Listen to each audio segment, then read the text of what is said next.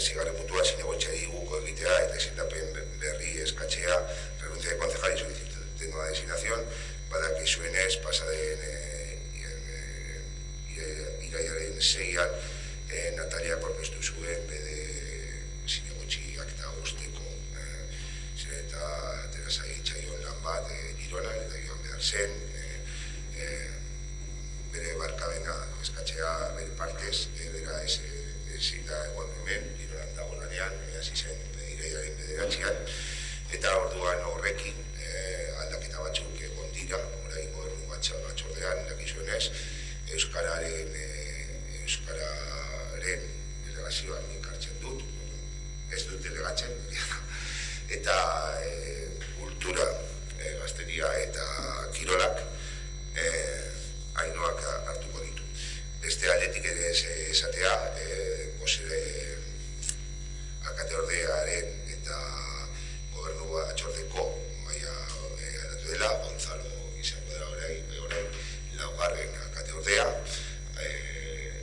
Ainoa izango da lehena, bigarrena Amaia, hirugarrena Oskar eta laugarrena Gonzalo. Beste aldetik orain honekin batera hauteskunde zentralari bidaliko diogu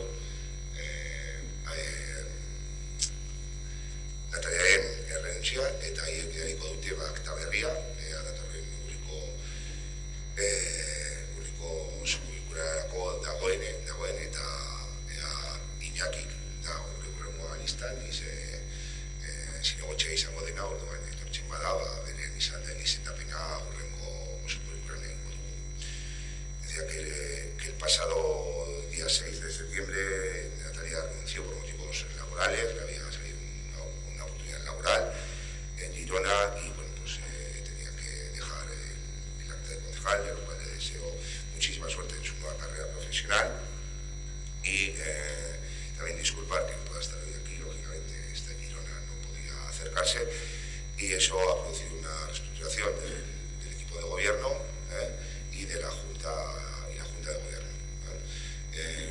Euskera no se delega de momento, queda en mi competencia, Cultura, Juventud y Deporte pasa a manos de Ainoa y también en las tenientes de alcalde pues queda modificado, Gonzalo va a ser cuarto teniente de alcalde, Ainoa primer teniente de alcalde, segundo teniente de alcalde Amaya, tercer teniente de alcalde Óscar y así queda configurada la Junta de Gobierno. Entonces, también Natalia no sé si queréis intervenir primero, Natalia me ha dejado un escrito hecho que ya puedo pasar a leer, entonces si queréis lo leo o queréis intervenir. Lo leo.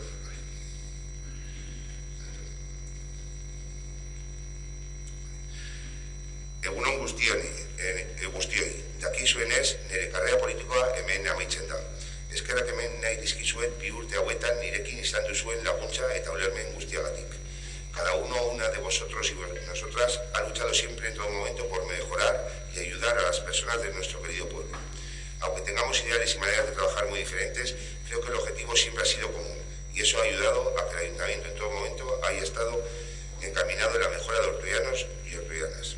Me marcho feliz, emocionada y con mucha ilusión por esta nueva etapa que comienza en mi vida. Me voy orgullosa, sabiendo que Ortuella se queda en buenas manos. Me da pena también, pero a veces la vida nos pone oportunidades que no podemos dejar escapar y marchar.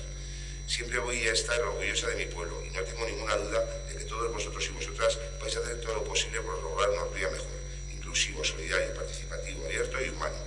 Quiero agradecer de verdad la ayuda y amabilidad que habéis tenido siempre conmigo. Me guardo momentos de aprendizajes únicos. Jarrai ezazue zuen idearen alde borrokatzen, irritxeak trunkatzen Ortuellaren alde eta Ortuellarentzat alternatiba eta hobekuntza bilatzen eta zuen proiektuen alde borrokatzen. Ziur nago laster guretzetuko garela, hainbeste eman digun herritik onenean. Nos volveremos a ver, eskerrik asko bihotzez, bihotzean Natalia Belarino Díaz.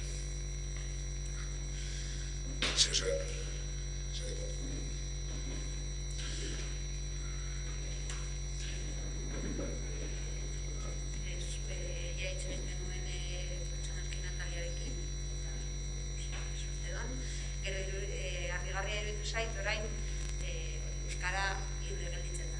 Osea, besteak banatzen dire, baina euskara.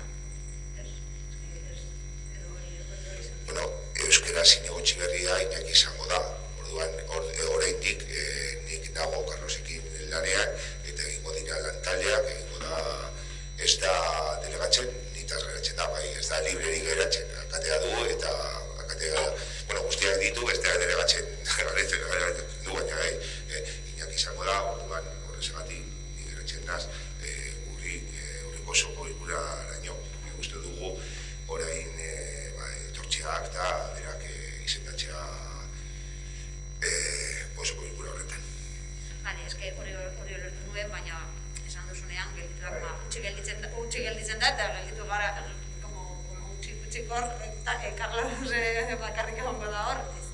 Explicau mal, perfecto.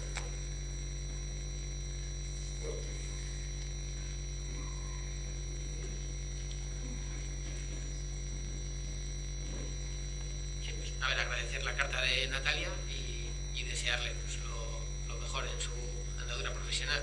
Que es joven y la verdad es que esa experiencia de ir a otra comunidad autónoma y tal, pues yo creo que es muy ilusionante, ¿no? Para ella. O sea, que lo disfrute y que lo aproveche. Es que ricasco. Hablando, si me permitís una broma, ahora el más joven pasa a ser el maestro, creo. Ah, tú, es verdad. Sí, tú. Creo que vuelve a ser... Sí, No, cuando se hace elecciones, sí, Cuando el único premio es que la mesa de constitución del ayuntamiento, la forma el de más edad y el de menor edad. Porque era Borja. Claro, estuvo Borja, claro, Borja y luego... Bueno, bromas aparte.